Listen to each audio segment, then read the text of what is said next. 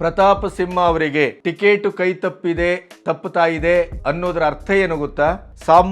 ಜನಸಾಮಾನ್ಯ ಮೂಲದಿಂದ ಬಂದಂತ ಒಬ್ಬ ರಾಜಕಾರಣಿಗೆ ಒಂದು ಕಗ್ಗೊಲೆ ಇದು. ನಿಜವಾಗಿ ಪ್ರತಾಪ್ ಸಿಂಹ ಇವತ್ತು 10 ವರ್ಷ MP ಆಗಿ ಕರ್ನಾಟಕದಲ್ಲಿ ಸಶಕ್ತವಾದಂತ, ಸಮೃದ್ಧವಾದಂತ, ಜನಪರವಾದಂತ, ಜನಮುಖಿಯಾದಂತ ರಾಜಕಾರಣವನ್ನ ಮಾಡಿದ್ದಾರೆ ಅಂತಂದ್ರೆ ಅದು ಜನಸಾಮಾನ್ಯರಿಗೆ ಸಲ್ಲಬೇಕಾದಂತ ಗೌರವ. ಬಿಜೆಪಿ ಅಂತ, ಮೋದಿಯವರಂತ, ಅಮಿತ್ ಶಾ ಅವರಂತ ನೇತೃತ್ವದಲ್ಲಿ ಇವತ್ತಾಗ್ತಾ ಇದೆಯಲ್ಲ, ಇದು ಬಹಳ ದೊಡ್ಡ ದುರಂತ.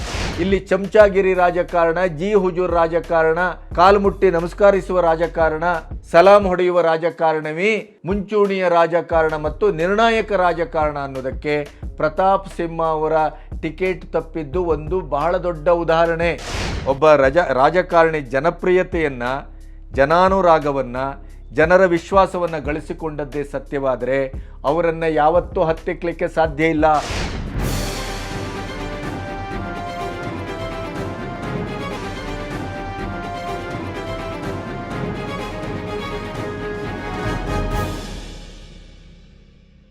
ನಮಸ್ತೆ, ಬಿ ಗಣಪತಿ ನ್ಯೂಸ್ ಚಾನೆಲ್ಗೆ ಸ್ವಾಗತ.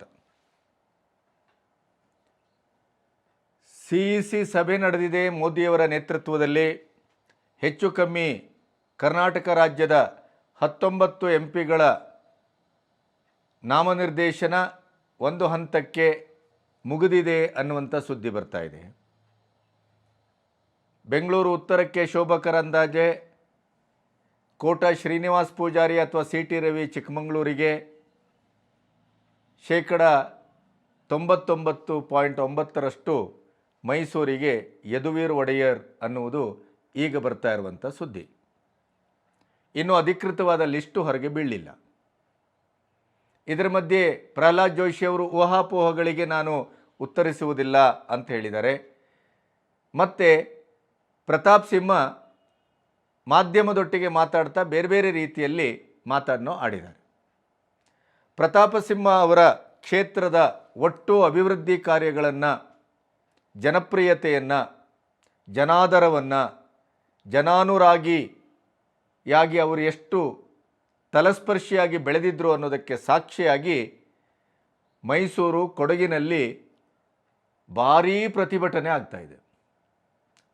ಪ್ರತಾಪ್ ಸಿಂಹ ಅವರಿಗೇ ಟಿಕೆಟ್ ಕೊಡಬೇಕು, ನೀವು ಬೇರೆ ಯಾರಿಗೆ, ಯದುವೀರ್ ಒಡೆಯರಾಗಲಿ ಅವ್ರು ಯಾರೇ ಬಂದರೂ ಕೂಡ ನಾವು ಅವರನ್ನು ಸೋಲಿಸಲಿಕ್ಕೆ ಮುಂದಾಗ್ತೇವೆ ಅಂತ BJP ಕಾರ್ಯಕರ್ತರು ಬೀದಿಗೆ ಬಂದು ಪ್ರತಿಭಟನೆಯನ್ನು ಮಾಡ್ತಾಯಿದ್ದಾರೆ, ಅಳ್ತಾ ಇದ್ದಾರೆ, ಆಕ್ರೋಶ ವ್ಯಕ್ತಪಡಿಸ್ತಾ ಇದ್ದಾರೆ. ಅವರ ಇಡೀದಾದಂಥ ಭಾವನಾತ್ಮಕವಾದಂಥ ಒಳತೋಟಿ ಅದು ಸ್ಫೋಟಿಸಿದೆ. ರಾಜ್ಯಾದ್ಯಂತ ಪ್ರತಾಪ್ ಸಿಂಹ ಅವರ ಪರವಾಗಿ ಸೋಷಿಯಲ್ ಮೀಡಿಯಾದಲ್ಲಿ ಭಾಳ ದೊಡ್ಡ ಅಭಿಯಾನ ನಡೀತಾ ಇದೆ. ನೀವು ವ್ಯಕ್ತಿಗತವಾಗಿ ಸ್ವತಂತ್ರವಾಗಿ ಮೋದಿಯವರ ಫೋಟೋ ಹಿಡಿದು ನೀವು ಕಣಕ್ಕಿಳಿಯಿರಿ, ಸ್ವತಂತ್ರ ಅಭ್ಯರ್ಥಿಯಾಗಿ ನೀವು ಸ್ಪರ್ಧೆ ಮಾಡಿ, ನಾವು ನಿಮಗೆ ಕೆಲಸ ಮಾಡ್ತೇವೆ ಅನ್ನುವಂಥ ಒಂದು ದೊಡ್ಡ ಅಭಿಯಾನ ಆರಂಭ ಆಗಿದೆ. ಇದಕ್ಕೆ ಪ್ರತಾಪ್ ಸಿಂಹ ಹೇಳಿದ್ದಾರೆ, ನಾನು ಜನಸಂಘದ ರಕ್ತದ ಕುಡಿ,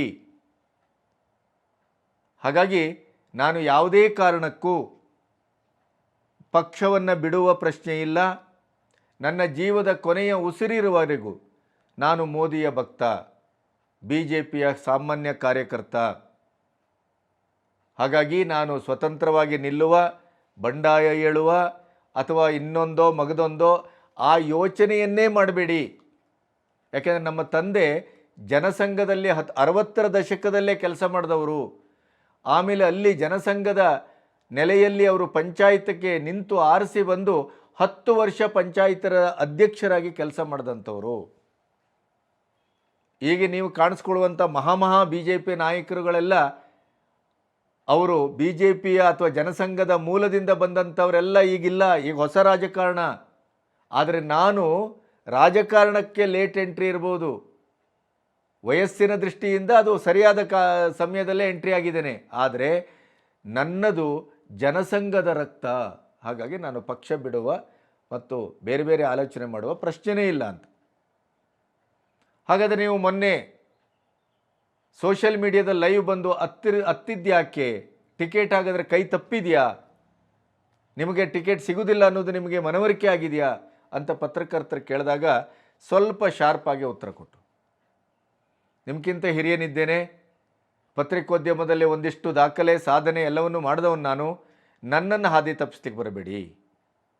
2ನೇ ಅವಧಿ ಮುಗಿತಾ ಇದೆ, ಇನ್ನು 3ನೇ ಅವಧಿ ಆರಂಭಕ್ಕೆ ಹೋರಾಟಕ್ಕೆ ಮುಂದಾಗಿದ್ದೇನೆ. ಅಂಥ ಸಂದರ್ಭದಲ್ಲಿ ನನ್ನನ್ನು ಒಬ್ಬ ಪತ್ರಕರ್ತನಾಗಿ, ರಾಜಕೀಯ ಒಬ್ಬ ವ್ಯಕ್ತಿಯಾಗಿ ನನ್ನನ್ನು ಬೆಳೆಸಿದಂಥ ಒಂದು ದೊಡ್ಡ ಬಣವೇ ಇದೆಯಲ್ಲ, ಅದರಲ್ಲೂ ವಿಜಯ್ ಸಂಕೇಶ್ವರ್ ಅವರ ಒಂದು ಔದಾರ್ಯದ ಬಗ್ಗೆ, ದೊಡ್ಡತನದ ಬಗ್ಗೆ ಮಾತಾಡುವಾಗ ನಾನು ಭಾವುಕನಾದೆ ಹೊರತು ಟಿಕೆಟಿನ ಬಗ್ಗೆ ನಾನು ಎಲ್ಲಿಯೂ ಭಾವುಕನಾಗಿಲ್ಲ ಅಂತ ಭಾಳ ಸ್ಪಷ್ಟವಾಗಿ ಹೇಳಿದೆ. ನಾನು ಇಲ್ಲಿ ಭಾವನಾತ್ಮಕ, ನಾನು ಮೊನ್ನೆನೂ ಕೂಡ, ನೀವು ಅದಕ್ಕೆ ನೀವು ಪತ್ರಕರ್ತರಾಗಿ, ನೀವು ಪತ್ರಕರ್ತ ನಿಮ್ಮ ವೃತ್ತಿಲಿ ನಿಮಗಿಂತಲೂ ನಾನು ಪಾಪ್ಯುಲರ್, ನಿಮಗಿಂತಲೂ ಬಹಳ ಎಫಿಷಿಯೆಂಟ್ ಆಗಿ ನಾನು ಪತ್ರಕರ್ತನಾಗಿ ಈ ಕ್ಷೇತ್ರಕ್ಕೆ ಬಂದಿರೋನು. ಅದಕ್ಕೆ ನೀವು ನಾನಾದ್ರ ಮ್ಯಾನಿಪುಲೇಟ್ ಮಾಡಕ್ ಹೋಗಬೇಡಿ, ಅದನ್ನ ಹೋಗಿ ನೋಡಿ. ನಾನು ಎಲ್ಲರಿಗೂ ನನ್ನ ಪತ್ರಕರ್ತ ಜೀವನದಲ್ಲಿ ಸೂ ರಮಾಕಾಂತ್ ಅವರಿಂದ ವಿಶ್ವೇಶ್ವರ ಭಟ್ರವರೆಗೂ ಎಲ್ಲರಿಗೂ ಕೂಡ ನಾನು ಧನ್ಯವಾದ ಹೇಳ್ತಾನೆ ಬಂದಿದೆ. ವಿಜಯ್ ಸಂಕೇಶ್ವರ್ ಸಾಹೇಬ್ರ ಬಗ್ಗೆ ನಾನು ಧನ್ಯವಾದವನ್ನು ಯಾವತ್ತೂ ಹೇಳಕ್ ಆಗಿರಲಿಲ್ಲ. ಹಾಗೆ ಮಾತಾಡ್ತಾ ನಾನಿವತ್ತು ರಾಜಕಾರಣಿಯಾಗಿ ಇವತ್ತು ಬೆಳೆದು 2 ಸರಿ MP ಆಗಿ ಕೆಲಸವನ್ನು ಮಾಡುವಾಗ ನನಗೆ ಅವತ್ತು ಮೂಲದಲ್ಲಿ ವೇದಿಕೆಯನ್ನು ಕೊಟ್ಟಂತವರು ಸಂಕೇಶ್ವರ್ ಸಾಹೇಬರು. ಅವರು ಮಾಲೀಕರಾಗಿ ನನ್ನ ಅವರ ಕಚೇರಿಯಲ್ಲಿ ಕೆಲಸ ಮಾಡುವ, ಅವರ ಪತ್ರಿಕೆಯಲ್ಲಿ ಬರೆಯುವಂತ ಒಬ್ಬ ಸಣ್ಣ ಅಂಕಣಕಾರನಿಗೆ ಕರೆ ಮಾಡಿಬಿಟ್ಟು ಅಷ್ಟು ದೊಡ್ಡ ಮಾಲೀಕರು ಬಹಳ ಚೆನ್ನಾಗಿ ಬರೆದಿದೆ ಅಂತ ಹೇಳಿದಾಗ ಅಷ್ಟು ನನ್ನ ಆತ್ಮಸ್ಥೈರ್ಯನ ಹೆಚ್ಚು ಮಾಡ್ತಿತ್ತು ಅಂತಂದಾಗ ಆ ಕ್ಷಣಕ್ಕೆ ಭಾವುಕಾದೆ. ನಾನು ಟಿಕೆಟ್ ವಿಷಯದಲ್ಲಿ ಭಾವುಕಾಗಿದ್ದೇನೆ ಇಲ್ಲ ನೋಡಿ, ಟಿಕೆಟ್ ಕೊಟ್ಟರು ಕೆಲಸ ಮಾಡ್ತೀನಿ, ಕೊಡದೇ ಇದ್ರು ಕೆಲಸ ಮಾಡ್ತೀನಿ. ನನಗೆ ಆ ಥರದ್ದೆಲ್ಲ ಇಲ್ಲ. ನಮಗೆ ನನ್ನ ಮೈಸೂರು ಕೊಡಗಿನ ಜನ ಸಾಕಷ್ಟು ಪ್ರೀತಿ ಕೊಟ್ಟಿದ್ದಾರೆ. ಇಷ್ಟು ಕಡೆ ಕರ್ನಾಟಕದಲ್ಲಿ 28 ಜನ MP ಗಳಲ್ಲಿ ಯಾವ MP ಗೆ ನಮ್ಗೆ ಇದೇ ವ್ಯಕ್ತಿಗೆ ಟಿಕೆಟ್ ಕೊಡಿ ಅಂತ ಎಲ್ಲಿ ಹೋರಾಟ ನಡೀತಾ ಇದೆ? ಎಲ್ಲ ಟಿಕೆಟ್ ಪೆಂಡಿಂಗ್ ಎಲ್ಲ ಇದೆ. ಎಲ್ಲರೂ ಹೋರಾಟ ನಡೀತಿದ್ಯಾ? ಓನ್ಲಿ ಕೊಡಗು ಮೈಸೂರು MP ಕ್ಷೇತ್ರದಲ್ಲಿ ಮಾತ್ರ ಈ ಹೋರಾಟ ನಡೀತಾ ಇರೋದು. ಇಷ್ಟು ಪ್ರೀತಿ ಕೊಟ್ಟಿದಾರಲ್ಲ, ಇದಕ್ಕಿಂತ ಇನ್ನೇನ್ರಿ ಬೇಕು? ಏನ್ MP ಆಗಿ ಹುಟ್ಟಿದ್ನಾ ಅಥವಾ MP ಆಗಿ ಸಾಯ್ತಿನ? ಇಲ್ಲ ಅಲ್ವಾ? ಈ ಎಲ್ಲ ಹಿನ್ನೆಲೆಯಲ್ಲಿ ನೋಡಿದಾಗ ಹಾಗಾದ್ರೆ ಅವರ ಅಭಿಮಾನಿಗಳು ಕೇಳ್ತಾ ಇದ್ದಾರೆ, ಬಡವರ ಮಕ್ಕಳು ಬೆಳಿಬಾರ್ದಾ? ಅವರು ಹೈವೇ ಮಾಡಿಸಿದ್ದು ತಪ್ಪೇ? ಟಿಪ್ಪು ಹೆಸರಿನ ರೈಲಿಗೆ ಒಡೆಯರ್ ಹೆಸರನ್ನು ಇಟ್ಟದ್ದು ತಪ್ಪೇ? ಕಾಂಗ್ರೆಸ್ಸಿಗೆ ಹೆಜ್ಜೆ ಹೆಜ್ಜೆಗೂ ಟಕ್ಕರ್ ಕೊಡ್ತಾ ರಾಜ್ಯ ರಾಜಕಾರಣಿಗಳನ್ನು ಮೀರಿಸುವ ಲೆವೆಲ್ನಲ್ಲಿ ಸಕ್ರಿಯವಾಗಿ ಕಾಂಗ್ರೆಸ್ಸಿಗೆ ಒಂದು ಪ್ರಬಲವಾದಂಥ ಪ್ರತ್ಯಾಸ್ತ್ರವನ್ನು ಹೂಡ್ತಾ ಬಂದ್ರಲ್ಲ, ಅದು ತಪ್ಪೇ? ಅಭಿವೃದ್ಧಿ ಮಾಡಿದ್ದು ತಪ್ಪೇನು? ಒಕ್ಕಲಿಗ ಅನ್ನುವ ಕಾರಣಕ್ಕಾಗಿ ಈ ಶಿಕ್ಷೆಯೇ?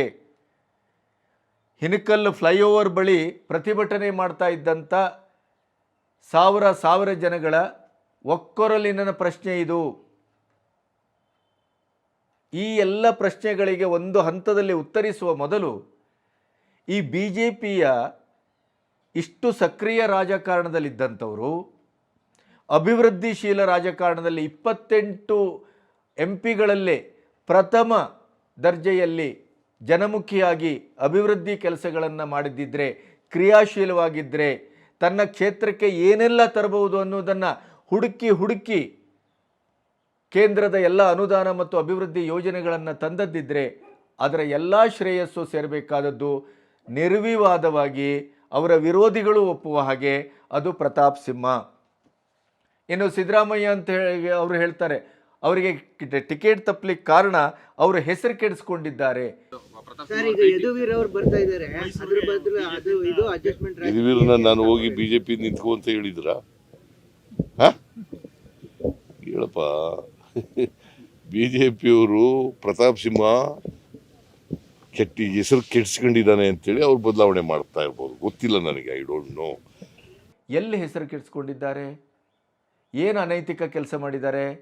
ಏನು ಅತ್ಯಾಚಾರ ಮಾಡಿದಾರಾ ಅಥವಾ ಇನ್ನೊಂದು ಮಾಡಿದಾರಾ? ಭ್ರಷ್ಟಾಚಾರ ಮಾಡಿದಾರಾ? ಏನು ಮಾಡಿದ್ದಾರೆ? ಈ 10 ವರ್ಷಗಳಲ್ಲಿ ಪ್ರತಾಪ್ ಸಿಂಹ ಪ್ರಚಾರ ಪ್ರಿಯ ಅಂತ ಹೇಳಿಸ್ಕೊಂಡಿರ್ಬೋದು, ತಾನು ಮಾಡಿದ ಕೆಲಸವನ್ನು ಮೇಲಿಂದ ಮೇಲೆ ಮಾಧ್ಯಮದ ಮೂಲಕ ಹೇಳ್ತಾರೆ ಅಂತ ಹೇಳಿಸ್ಕೊಂಡಿರ್ಬೋದು, ಕ್ರಿಯಾಶೀಲ ರಾಜಕಾರಣಿ ಅಂತ ಹೇಳಿಸ್ಕೊಂಡಿರ್ಬೋದು, ಕಾಂಗ್ರೆಸ್ಸಿಗೆ ಒಂದು ಬಿಸಿ ತುಪ್ಪದ ಹಾಗೆ ಅವರು ಪ್ರತಿ ಕ್ಷಣವೂ ಟಕ್ಕರ್ ಕೊಡ್ತಾರೆ ಅಂತ ಹೇಳಿರ್ಬೋದು. ಇಷ್ಟು ಬಿಟ್ಟರೆ ಅವರ ಇಡೀ ಗುಣ, ನಡತೆ, ಬದುಕು ಇತ್ಯಾದಿಗಳ ಬಗ್ಗೆ ಅವರ ಬಗ್ಗೆ ಯಾವ ಆಪಾದನೆ ಇದೆ? ಯಾರು ಯಾವ ರೀತಿಯಲ್ಲಿ ಅವರು ಹೆಸರು ಕೆಡಿಸ್ಕೊಂಡಿದ್ದಾರೆ? ಹೆಸರು ಕೆಡಿಸ್ಕೊಂಡಿದ್ದಾರೆ ಅಂದರೆ ಅರ್ಥ ಏನು? ಹೆಸರು ಕೆಡಿಸ್ಕೊಂಡಂಥ ಅತಿ ಹೆಚ್ಚು ರಾಜಕಾರಣಿಗಳು BJPಯಲ್ಲೂ ಇದ್ದಾರೆ, ಕಾಂಗ್ರೆಸ್ನಲ್ಲೂ ಇದ್ದಾರೆ. ಅವರಿಗೆ ಹೋಲಿಸಿ ನೋಡಿದರೆ ಪ್ರತಾಪ್ ಸಿಂಹ ಆ ರೀತಿಯ ಯಾವ ತಪ್ಪನ್ನೂ ಮಾಡಿಲ್ಲ. ಪ್ರತಾಪ್ ಸಿಂಹ ಅವರಿಗೆ ಟಿಕೆಟು ಕೈ ತಪ್ಪುತ್ತಾ ಇದೆ ಅನ್ನೋದರ ಅರ್ಥ ಏನು ಗೊತ್ತಾ?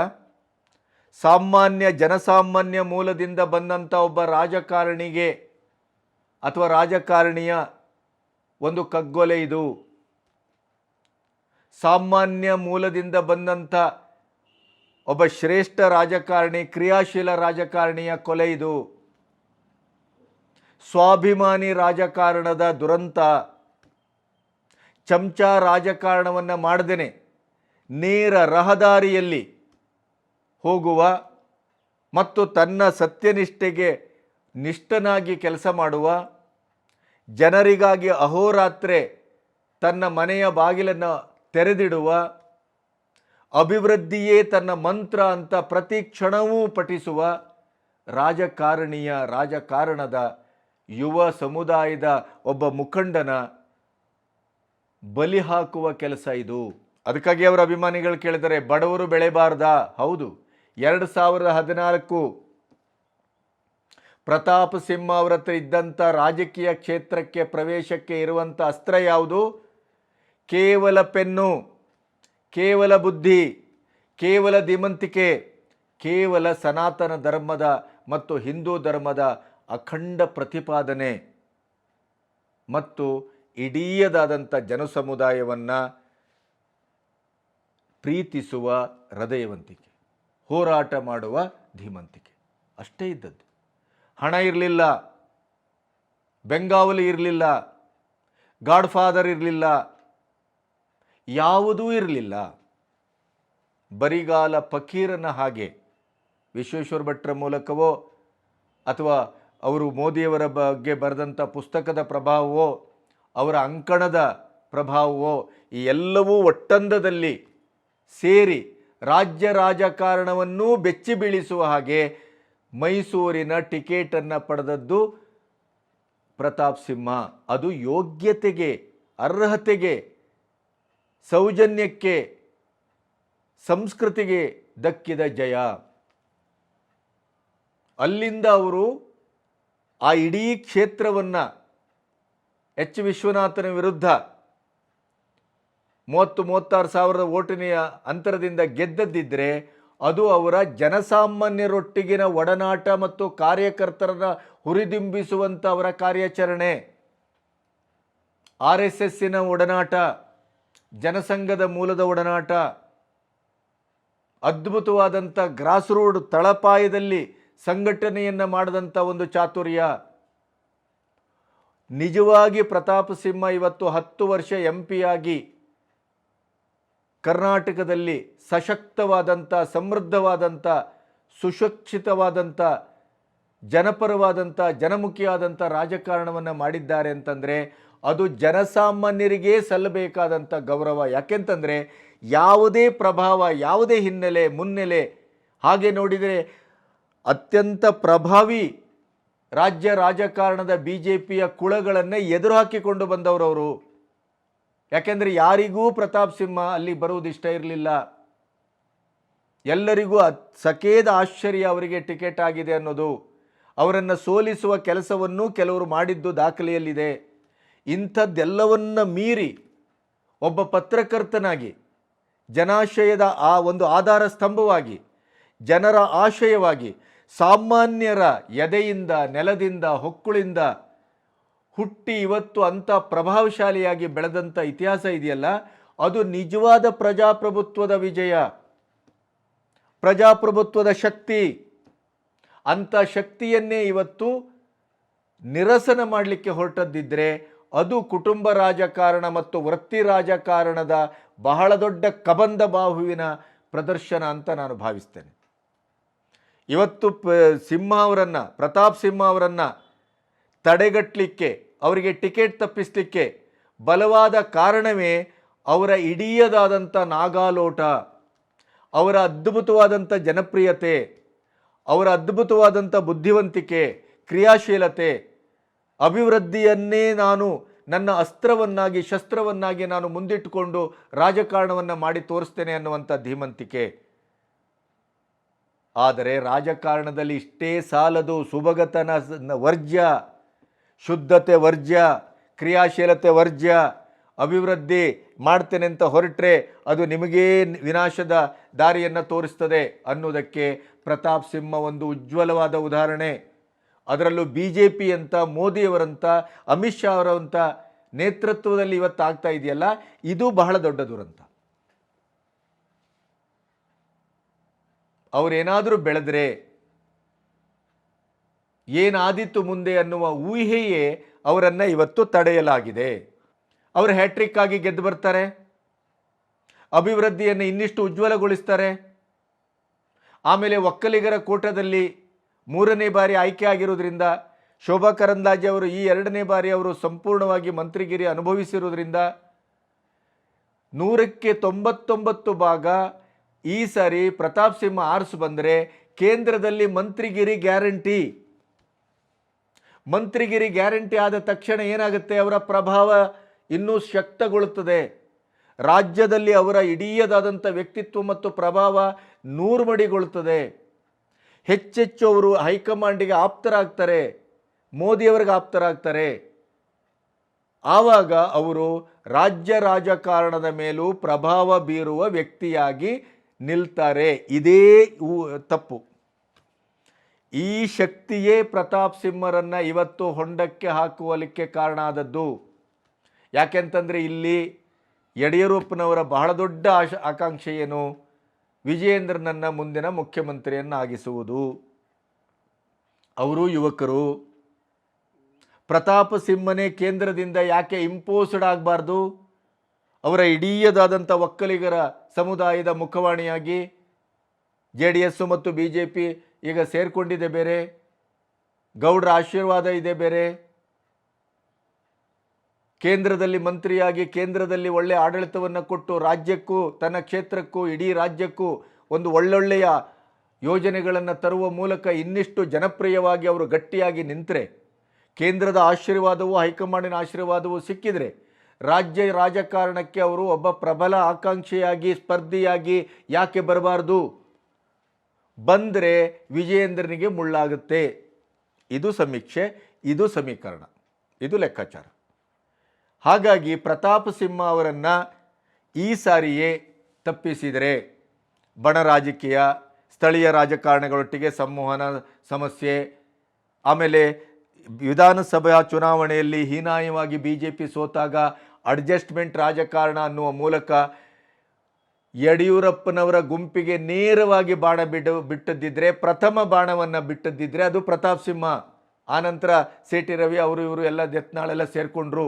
ಈ ಎಲ್ಲ ಗ್ರಜ್ಜನ್ನು ಮತ್ತೆ ಮುಂದೆ ಅವರು ಬೆಳೆಯಲಿಕ್ಕೆ ಅವಕಾಶ ಕೊಟ್ಟರೆ ಹೆಮ್ಮರವಾಗಿ ಬೆಳೆದು ನಮ್ಮ ತಲೆಯ ಮೇಲೇ ಬಂದು ಕೂತ್ರೆ, ಆದ್ದರಿಂದ ಈಗಲೇ ಅವರ ಬಾಲವನ್ನು ಕಟ್ ಮಾಡಿದರೆ ಹೇಗೆ? OBCಯ ಒಂದು ದಾಳವನ್ನು ಉರುಳಿಸಿದರೆ ಹೇಗೆ? ಯದುವಂಶ ಯಾದವರು OBC ಅವರನ್ನು ತಂದರೆ ಸುಲಭದ ಜಯ. ಕಾಂಗ್ರೆಸ್ಸಿಗೂ ಅವರನ್ನು ನೇರವಾಗಿ ಬೈವಾಗಿಲ್ಲ. ಪ್ರತಾಪ್ ಸಿಂಹನನ್ನು ತಡೆದಾಗತ್ತೆ, OBCಯ ನಾಯಕರನ್ನು ತಂದಂಗಾಗತ್ತೆ, ರಾಜಮನೆತನವನ್ನು ಜನರ ಎದುರು ಇಟ್ಟಂಗಾಗತ್ತೆ.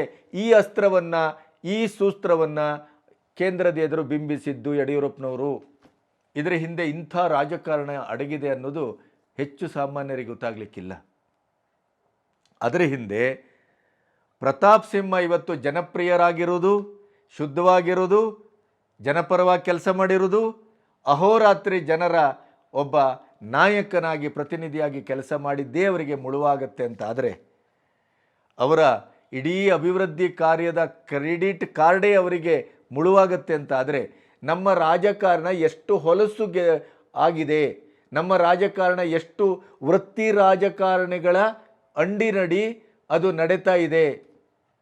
ಇಲ್ಲಿ ಚಮಚಾಗಿರಿ ರಾಜಕಾರಣ, ಜಿ ಹುಜೂರ್ ರಾಜಕಾರಣ, ಕಾಲ್ಮುಟ್ಟಿ ನಮಸ್ಕರಿಸುವ ರಾಜಕಾರಣ, ಈ ಹಳೆಯ ರಾಜಕಾರಣಿಗಳ ಈ ಗೊಡ್ಡು ಎಮ್ಮೆಗಳಿಗೆ ಸಲಾಂ ಹೊಡೆಯುವ ರಾಜಕಾರಣವೇ ಮುಂಚೂಣಿಯ ರಾಜಕಾರಣ ಮತ್ತು ನಿರ್ಣಾಯಕ ರಾಜಕಾರಣ ಅನ್ನೋದಕ್ಕೆ ಪ್ರತಾಪ್ ಸಿಂಹ ಅವರ ಟಿಕೆಟ್ ತಪ್ಪಿದ್ದು ಒಂದು ಬಹಳ ದೊಡ್ಡ ಉದಾಹರಣೆ.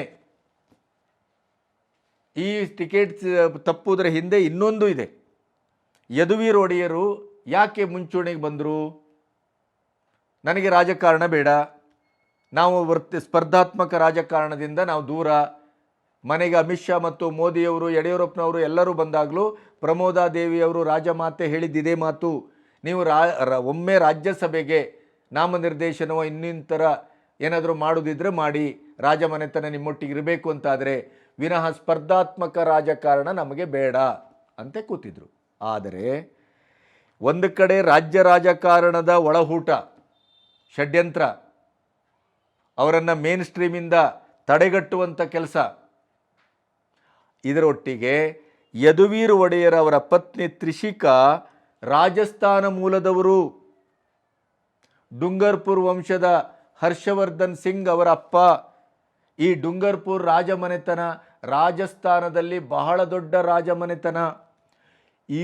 ಈ ಹರ್ಷವರ್ಧನ್ ಸಿಂಗ್ ಅಂದರೆ ತ್ರಿಷಿಕಾ ಅವರ ತಂದೆ, ಯದುವೀರ್ ಅವರ ಮಾವ, ಕೇಂದ್ರದಲ್ಲಿ BJPಯ ಮಟ್ಟಿಗೆ ಬಹಳ ಆಪ್ತರು, ಹೈಕಮಾಂಡಿಗೆ ಬಹಳ ಆಪ್ತರು, ಮೋದಿಯವರಿಗೆ ಆಪ್ತರು. ಆಮೇಲೆ 2016ರಿಂದ 2022ರವರೆಗೆ ರಾಜ್ಯಸಭಾ ಸದಸ್ಯರಾದವರು. ಅವರು ರಾಜಮಾತೆ ಪ್ರಮೋದಾದೇವಿಯವರನ್ನ ಒಪ್ಪಿಸಿದ್ದು ಈಗ ಬರ್ತಾ ಇರುವ ಸುದ್ದಿ. ಅವರಲ್ಲಿ ದಾಳ ಹಾಕಿದ್ದಾರೆ. ಒಂದು ಕಡೆ ಯಡಿಯೂರಪ್ಪನವರ ಬಣ ಇವರನ್ನು ತಡೆಯಲಿಕ್ಕೆ ಪ್ರಯತ್ನ ಮಾಡ್ತಾ ಇದ್ದದ್ದು, ಅಲ್ಲಿ ಸ್ಥಳೀಯವಾಗಿ ಅವರಿಗೆ ವಿರೋಧ ಇದೆ, ಇನ್ನೊಂದಿದೆ, ಮಗದೊಂದಿದೆ, ಅದೆಲ್ಲವನ್ನು ಅಲ್ಲಿ ಕೇಂದ್ರಕ್ಕೆ ಮುಟ್ಟಿಸಿದ್ದು. ಅದೇ ಸಂದರ್ಭವನ್ನು ಬಳಸ್ಕೊಂಡು ನನ್ನ ಅಳಿಯ, ಇದು ಸಕಾಲ, ಇದು ಯಾಕೆಂದರೆ ರಾಮನ ಪ್ರಭಾವ ಮೋದಿಯವರ ಅಲೆ ಇರುವುದರಿಂದ ಈ ಸರಿ ಯದುವೀರ್ ಒಡೆಯರ್ ಸುಲಭವಾಗಿ ಗೆಲ್ತಾರೆ. ಆದ್ದರಿಂದ ಈ ಸ್ಥಳೀಯ ರಾಜಕಾರಣವನ್ನು ಬಳಸಿಕೊಂಡು ತನ್ನ ಪ್ರಭಾವವನ್ನು ಬಳಸಿ ಯದುವೀರ್ ಒಡೆಯರಿಗೆ ಟಿಕೆಟ್ ಕೊಡಿಸುವ ಕೆಲಸವನ್ನು ಅವರ ಮಾವ ಡುಂಗರ್ಪುರ್ ವಂಶದ ರಾಜಮನೆತನದ ಹರ್ಷವರ್ಧನ್ ಸಿಂಗ್ ಅವರು ಮಾಡಿದ್ದಾರೆ ಅನ್ನೋದು ಈಗಿನ ಲೇಟೆಸ್ಟ್ ಸುದ್ದಿ. ಅಂದರೆ ಇಲ್ಲಿಯ ಸ್ಥಳೀಯ ರಾಜಕಾರಣಿಗಳು ಇವರನ್ನು ತಡೆಯಲಿಕ್ಕೆ ಪ್ರಯತ್ನ ಪಟ್ಟದ್ದು, ಅಲ್ಲಿ ಮಾವನ ಪ್ರಭಾವ. ಹಾಗಾಗಿ ಯದುವೀರ್ ಒಡೆಯರನ್ನು ತರುವ ಪ್ರಯತ್ನ ಸಫಲ ಆಗಿದೆ. ಪ್ರಮೋದಾದೇವಿಯವರಿಗೆ ಅವರ ಸೋಲು ಗೆಲುವಿನ ಪ್ರಶ್ನೆಯೇ ಇಲ್ಲ, ಗೆಲುವೇ ನಿಶ್ಚಿತ. ಆದ್ದರಿಂದ ನೀವು ಏನೂ ಯೋಚನೆ ಮಾಡಬೇಡಿ, ಇದಕ್ಕೆ ಒಪ್ಪಬೇಕು ಅಂತ ಹರ್ಷವರ್ಧನ್ ಸಿಂಗ್ ಅಂದರೆ ಯದುವೀರ್ ಒಡೆಯರ ಮಾವ ಒಪ್ಪಿಸಿದ್ದಾರೆ ಅನ್ನೋದು ಈಗಿನ ಸುದ್ದಿ. ರೋಗಿ ಬಯಸಿದ್ದು ಹಾಲು, ವೈದ್ಯ ಕೊಟ್ಟದ್ದು ಹಾಲು. ಪ್ರತಾಪ್ ಸಿಂಹರ ಸಂದರ್ಭಕ್ಕೆ ಹಾಗಾಗಿದೆ. ಪ್ರತಾಪ್ ಸಿಂಹ ಅವರ ಶುದ್ಧ ಚಾರಿತ್ರ್ಯವೂ ಸಮಸ್ಯೆ, ಅವರ ರಾಜಕಾರಣದ ವಿಧಿವಿಧಾನ ಸಮಸ್ಯೆ, ಮುಖ್ಯವಾಗಿ ಅವರ ಜನಪ್ರಿಯತೆ, ಜನಮುಖಿ ಕೆಲಸ. ಪ್ರತಾಪ್ ಸಿಂಹ ಅವರೇ ಹೇಳಿದ ಪ್ರಕಾರ ಇಲ್ಲಿ 28 ಕ್ಷೇತ್ರಕ್ಕೂ ಇವತ್ತು BJPಯಲ್ಲಿ ಟಿಕೆಟ್ ಇವತ್ತು ಫೈನಲ್ ಆಗಿಲ್ಲ. ಆದರೆ ಎಲ್ಲಾದರೂ ಪ್ರತಿಭಟನೆ ಆಗ್ತಾ ಇದೆಯಾ ನಮ್ಮ ನಾಯಕರಿಗೆ ಟಿಕೆಟ್ ಕೊಡಿ ಅಂತ? ಕೇವಲ ಮೈಸೂರು ಮತ್ತು ಕೊಡಗಿನಲ್ಲಿ ಪ್ರತಿಭಟನೆ ಜನ ನನ್ನ ಪರವಾಗಿ ಮಾಡ್ತಾ ಇದ್ದಾರೆ ಅಂದರೆ ಅರ್ಥ ಏನು? ನಾನು ಜನರ ಮನಸ್ಸನ್ನು ಗೆದ್ದಿದ್ದೇನೆ, ಜನರ ಮನಸ್ಸಲ್ಲಿದ್ದೇನೆ, ಈಗಲೂ ಕಾರ್ಯಕರ್ತನಾಗಿ ಕೆಲಸ ಮಾಡ್ತೇನೆ. ಯದುವೀರ್ ಒಡೆಯರ್ ನಾಳೆ ಆಯ್ಕೆಯಾಗಿ ಅವರು ಬರ್ತಾರೆ ಅಂತಾದರೆ ಟಿಕೆಟ್ ತಗೊಂಡು ನಾನು ಅವರೊಟ್ಟಿಗೆ ಕೆಲಸ ಮಾಡ್ತೇನೆ. ಆದರೆ ಒಂದು ಚಾಣಾಕ್ಷತನದ ರಾಜಕಾರಣದ ದಾಳವನ್ನು ಮಾತ್ರ ಪ್ರತಾಪ್ ಸಿಂಹ ಉರುಳಿಸಿದ್ದಾರೆ. ಜನಾನುರಾಗಿ ಅನ್ನುವ ಇಡೀ ಯದುವಂಶದ ಮನೆತನಕ್ಕೆ ಸ್ಥಳೀಯವಾಗಿ ಪ್ರಸಕ್ತವಾಗಿ ಇರುವ ಯದುವೀರ್ ಒಡೆಯರ್, ರಾಜಮಾತೆ ಪ್ರಮೋದಾದೇವಿ ಈ ಆಸ್ತಿ ವಿಚಾರದಲ್ಲಿ ಹೇಗೆ ಜನರ ವಿರೋಧವಾಗಿ ನಿಂತಿದ್ದಾರೆ, ಸುಪ್ರೀಂ ಕೋರ್ಟಿನ ಆದೇಶದ ಮೇರೆಗೆ ಪ್ರತಿ ಜಾಗವೂ ನಮ್ಮದು ಅನ್ನುವಂಥ ಹಕ್ಕನ್ನು ಹೇಗೆ ಚಲಾಯಿಸ್ತಾ ಇದ್ದಾರೆ, ಅದು ಹೇಗೆ ಜನವಿರೋಧಿ ಆಗ್ತಾ ಇದೆ, ಅದು ಹೇಗೆ ಜನರಿಗೆ ತೊಂದರೆಯನ್ನು ತರ್ತಾ ಇದೆ, ಅದು ಹೇಗೆ ಅಭಿವೃದ್ಧಿ ರಾಜಕಾರಣಕ್ಕೆ, ಅಭಿವೃದ್ಧಿ ಕಾಮಗಾರಿಗೆ ಹೇಗೆ ಅಡೆತಡೆ ಆಗ್ತಾ ಇದೆ, ಅದರ ಒಂದು ಲಿಸ್ಟನ್ನೇ ಕೊಡುವ ಮೂಲಕ ಕಾಂಗ್ರೆಸ್ಸಿನವರಿಗೆ ಎಲ್ಲೋ ಒಂದು ಕಡೆ ಯದುವೀರ್ ನಾಳೆ ಸ್ಪರ್ಧೆಗೆ ಬಂದಾಗ ಅದು ಅವರ ಎದುರು ಉರುಳಿಸುವ ದಾಳಗಳನ್ನು ಕೂಡ ಪ್ರತಾಪ್ ಸಿಂಹ ಅತ್ಯಂತ ನಾಜೂಕಾಗಿ ಕೊಟ್ಟಿದ್ದಾರೆ. ಪ್ರತಾಪ್ ಸಿಂಹ ಸೋತು ಗೆಲ್ತಾ ಇದ್ದಾರೆ, ನೆನಪಿಡಿ. ಒಬ್ಬ ರಾಜಕಾರಣಿ ಜನಪ್ರಿಯತೆಯನ್ನು, ಜನಾನುರಾಗವನ್ನು ಜನರ ವಿಶ್ವಾಸವನ್ನು ಗಳಿಸಿಕೊಂಡದ್ದೇ ಸತ್ಯವಾದರೆ ಅವರನ್ನು ಯಾವತ್ತೂ ಹತ್ತಿಕ್ಕಲಿಕ್ಕೆ ಸಾಧ್ಯ ಇಲ್ಲ. ನೀವು ಹತ್ತಿಕ್ಕಲಿಕ್ಕೆ ಪ್ರಯತ್ನ ಮಾಡಿದಷ್ಟು ಅವರು ಅತ್ಯಂತ ಉಜ್ವಲವಾಗಿ ಬೆಳೀತಾರೆ. ಪ್ರತಾಪ್ ಸಿಂಹ ಹಾಗೆ ಬೆಳೆಬೇಕು, ಬೆಳೀತಾರೆ. ಪ್ರತಾಪ್ ಸಿಂಹ ಅವರಿಗೆ ಇದು ಅಗ್ನಿದಿವ್ಯ, ಇದೊಂದು ಸಂಕ್ರಮಣ ಕಾಲ. ಈ ಸಂದರ್ಭದಲ್ಲಿ ಅವರು ಇವತ್ತು 4-5 ದಿನದಿಂದ ನಾನು ಗಮನಿಸ್ತಾ ಇದ್ದಾಗೆ ಪ್ರತಿ ಹೆಜ್ಜೆಯನ್ನು ನಾಜೂಕಾಗಿ ಚಾಣಾಕ್ಷತನದಿಂದ ಮತ್ತು ಭವಿಷ್ಯದ ಭದ್ರತೆಯ ಒಂದು ಸುಭಗ ರಾಜಕಾರಣದ ದೃಷ್ಟಿಯಲ್ಲಿ ಅವರು ಇಡ್ತಾ ಇದ್ದಾರೆ. ಅದು ಅವರಿಗೆ ಶ್ರೇಯಸ್ಸನ್ನು ತರ್ತದೆ, ಇದರ ಅಪ್ಪನಷ್ಟು ಶ್ರೇಯಸ್ಸನ್ನು ತರ್ತದೆ, ಪ್ರಭಾವವನ್ನು ತರ್ತದೆ. ಮತ್ತು ಮುಂದೊಂದಿನ ಸಣ್ಣ ವಯಸ್ಸಿನ ರಾಜಕಾರಣಿ ಆದ್ದರಿಂದ ಇದನ್ನು ವಿಷಕಂಠನ ಹಾಗೆ ವಿಷವನ್ನು ನುಂಗಿ ಈ ನೋವನ್ನು, ಹತಾಶೆಯನ್ನು, ಸೋಲನ್ನು, ಆಘಾತವನ್ನು ಸಹಿಸಿಕೊಂಡು ಅವರು ಇದೇ ಸಂಯಮದಿಂದ ಪಕ್ಷನಿಷ್ಠೆ ಮತ್ತು ಮೋದಿ ನಿಷ್ಠೆಯಿಂದ ಮುನ್ನಡೆದರೆ ಇವರ ಎಲ್ಲ ಲೆಕ್ಕಾಚಾರಗಳು ಈಗ ತಡೆಬಹುದು. ರಾಜ್ಯ ರಾಜಕಾರಣ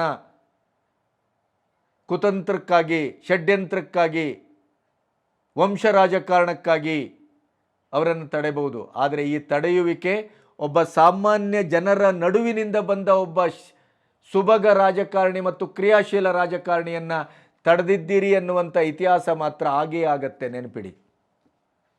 ಅದು BJPಗೆ ಒಂದಲ್ಲ ಒಂದಿನ ಪಾಠ ಕಲಿಸ್ತದೆ. ಮತ್ತು ಮೈಸೂರನ್ನು ತನ್ನ ಅಭಿವೃದ್ಧಿ ಮತ್ತು ಕ್ರಿಯಾಶೀಲತೆಯಿಂದ ಸಂಪೂರ್ಣವಾಗಿ ಹಿಡಿದಿಟ್ಟುಕೊಂಡಂಥ ಪ್ರತಾಪ್ ಸಿಂಹನ ಎದುರು ಒಡೆಯರನ್ನು ತಂದು ನಿಲ್ಲಿಸ್ತಾ ಇದ್ದೀರಿ. ಅವರ ಇಡೀದಾದಂಥ ರಾಜಮನೆತನದ ಆ 4 ಗೋಡೆ, ಅದರ ಒಳಗಡೆನೆ ಸುಖ, ಸಮೃದ್ಧಿ, AC, ನಾಜೂಕು, ಈ ರೀತಿಯಲ್ಲಿ ಬೆಳೆದಂಥ ಈ ಯದುವೀರ್ ಒಡೆಯರ್ ಪ್ರಾಯಶಃ BJPಗೆ ಮೈಸೂರಿನ ಕಣವನ್ನು ಕಾಂಗ್ರೆಸ್ಸಿಗೆ ಬಿಟ್ಟುಕೊಡುವ ಎಲ್ಲ ಲಕ್ಷಣಗಳು ಕಾಣ್ತಾ ಇದೆ. ಯಾಕೆಂತಂದರೆ ಕಾಂಗ್ರೆಸ್ಸಿಗರು ಅವರು, ಅದರಲ್ಲೂ ನಮ್ಮ ಸಿದ್ದರಾಮಯ್ಯನವರದ ಅವರ ಕ್ಷೇತ್ರ ಅದು, ಅವರಲ್ಲಿ ಕಬ್ಜವನ್ನು ಮಾಡಲಿಕ್ಕೆ ಹಲವಾರು ರೀತಿಯ ಪ್ರಯತ್ನ ಮಾಡ್ತಾ ಇದ್ದಾರೆ. ಅದಕ್ಕೆ ಪ್ರತಾಪ್ ಸಿಂಹನೇ ದೊಡ್ಡ ಶತ್ರುವಾಗಿದ್ದರು, ಅಡೆತಡೆಯಾಗಿದ್ದರು. ಪ್ರತಾಪ್ ಸಿಂಹನ ಎದುರು ಇವರ ಆಟ ನಡೀತಿರಲಿಲ್ಲ.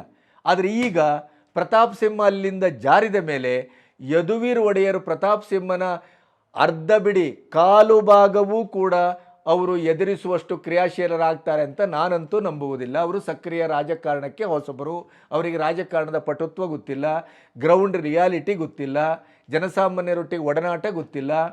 ಶ್ರೀಕಂಠದತ್ತ ಒಡೆಯರ ಹಣೆಬರ ಏನಾಗಿತ್ತು ಅನ್ನೋದನ್ನು ನಿಮಗೆ ನಿನ್ನೆ ಹೇಳಿದ್ದೇನೆ ನಾನು. ಶೂನ್ಯ ಸಂಪಾದನೆ, ನಿಷ್ಕ್ರಿಯತೆ, ರಾಜಮನೆತನದಿಂದ ಬಂದರೆ ಆಗುವ ಸಮಸ್ಯೆ ಅದು. ಆದ್ದರಿಂದ BJP ತನ್ನ ನಿಜವಾದಂಥ, ಮೊದಲು BJPಗೆ ಮೈಸೂರಿನಲ್ಲಿ ಅಂಥ ಪ್ರಭಾವ ಇರಲಿಲ್ಲ, ಆಮೇಲೆ ಪ್ರತಾಪ್ ಸಿಂಹ ಬಂದ ಮೇಲೆ ಆ ಪ್ರಭಾವ ಬಂತು. ಈಗ ಅದನ್ನು ಕೂಡ ಪ್ರಾಯಶಃ ಕಾಂಗ್ರೆಸ್ಸಿಗೆ ಬಿಟ್ಟುಕೊಡುವ ಲಕ್ಷಣಗಳು ಕಾಣ್ತಾ ಇದೆ. ಕೇವಲ ತಮ್ಮ ಸ್ವಾರ್ಥದ ರಾಜಕಾರಣಕ್ಕಾಗಿ ಭವಿಷ್ಯದಲ್ಲಿ BJP ಒಂದು ದೊಡ್ಡದಾದಂಥ ಪೆಟ್ಟು ತಿನ್ನುವ ಎಲ್ಲ ಲಕ್ಷಣಗಳು ಕಾಣ್ತಾ ಇದೆ. ಇದರ ಮಧ್ಯೆ ಏನೇ ಮಾಡಿದರೂ ಪ್ರತಾಪ್ ಸಿಂಹ ಅವರ ನಾಗಾಲೋಟವನ್ನು, ರಾಜಕೀಯದ ನಾಗಾಲೋಟವನ್ನು ಯಾರೂ ತಡೆಯಲಾರರು. ಪ್ರತಾಪ್ ಸಿಂಹ ಅವರಿಗೆ ಇದು ಅಡ್ವಾಂಟೇಜ್ ಆಗುತ್ತೆ, ಇದು ಭಾಳ ದೊಡ್ಡ ಶಕ್ತಿ ಸಂಚಯ ಆಗುತ್ತೆ, ಅವ್ರಿಗೊಂದು ದೊಡ್ಡ ಭವಿಷ್ಯವನ್ನು ತಂದು ಕೊಡುತ್ತೆ. ಮತ್ತು ಜನಸಾಮಾನ್ಯರ ಎದುರು ಅವರು ಹೀರೋ ಆಗ್ತಾ ಇದ್ದಾರೆ. ಅದಕ್ಕೆ ಅವಕಾಶವನ್ನು BJP ಮಾಡಿಕೊಡ್ತಾ ಇದೆ, ಸ್ಥಳೀಯ ರಾಜಕಾರಣ ಮಾಡಿಕೊಡ್ತಾ ಇದೆ, ರಾಜ್ಯದ ಕೆಟ್ಟ ರಾಜಕಾರಣ ಮಾಡಿಕೊಳ್ತಾ ಇದೆ. ಅದರ ದುರಂತ ಯಾವ ರೀತಿ ಆಗುತ್ತೆ ಅನ್ನೋದು ನಿರೀಕ್ಷಿತ. ನಮಸ್ತೆ.